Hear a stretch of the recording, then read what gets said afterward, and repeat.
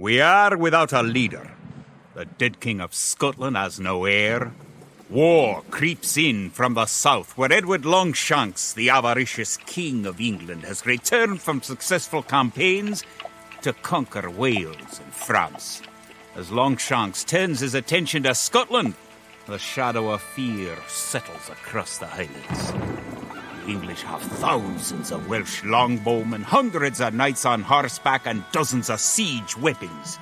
We Scottish have a rabble of untrained soldiers who do not even know how to march in a straight line. We must act soon if we have any chance of resistance. We need to forge an army by any means necessary.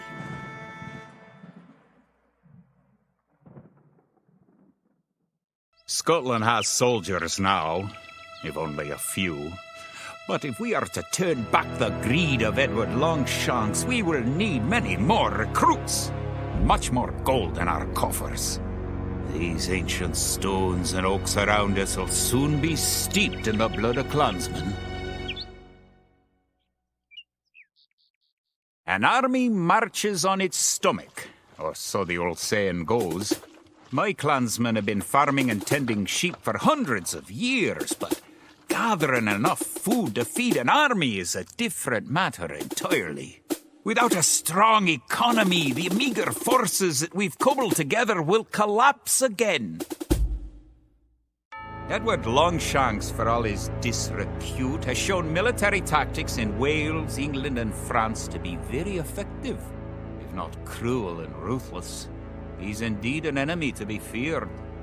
The English sacked the town of Berwick upon Tweed. Would that I could call it a battle, but it was truly more of a massacre. Unless we organize our army, there will be more massacres to follow. I pray we can be ready for Longshanks' coming. In villages throughout the Highlands, there is grim talk of skirmishes between Scotland and England. We lost the city of Dunbar this week. Scottish defenders broke ranks and fled. The English have an army that is larger and better trained. To compete with them, we are going to need new recruits to pick up the spear, sword, or bow. We must remake these shepherds into soldiers.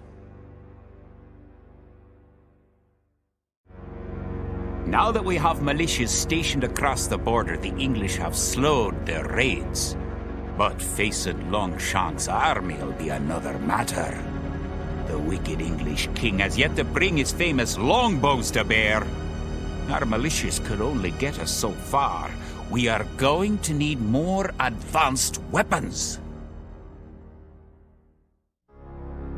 Rumors creep in from the south of a giant leads the forces of Scotland, his great sword driving through earth and man and horse alike. If this mythical knight can hold the English advance, it will give us time to develop the arms we need. Even now, our smiths are forging swords and fletchers are making arrows and crossbow bolts. Longshanks has invaded, stormed, and sacked the city of Perth. It's worse. He's captured the fabled Stone of Scone and declared himself King of Scotland. If we cannot bring about a victory in battle soon, then the Scottish armies will be too demoralized to put up any fight at all. If this mythical Scottish giant does exist, I wish he'd get his forces up to Stirling, where we shall next do battle. The time for minor skirmishes is over. We now prepare for war. The villain Longshanks is poised to cross the River Forth and threaten the town of Stirling with a force of men-at-arms, heavy cavalry, and a multitude of archers. Our newly formed army marches southward to establish our own base and attack the English before they can ready their troops. Stirling was our first great victory. Even as we held the coastline, word came in that the Stirling Bridge had been held by a force of Scots led by the mythical knight, of whom so many have spoken. Now, we know his name. Sir William Wallace, the Hammer of the English. Edward Longshanks names Wallace a traitor and a criminal, But Sir William replies that he cannot be a traitor, since he never swore fealty to an English king. With Wallace leading our armies, the men fight with renewed vigor. Perhaps the tide of our misfortunes is about to turn.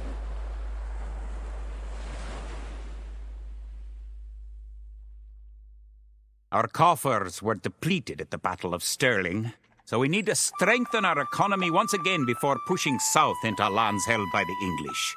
We need to construct a market and establish trade routes to the villages of friendly clans. Local legends speak of 3 sacred relics hidden south of Stirling.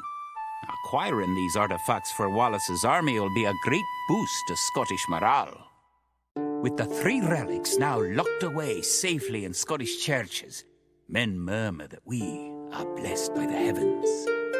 Our army now stands a chance as we prepare for the final clash with the English. Scotland now has archers and knights of our own with which to meet Longshanks. We march south to Falkirk, where we will rendezvous with the army of William Wallace and plan our combined attack upon the English castle.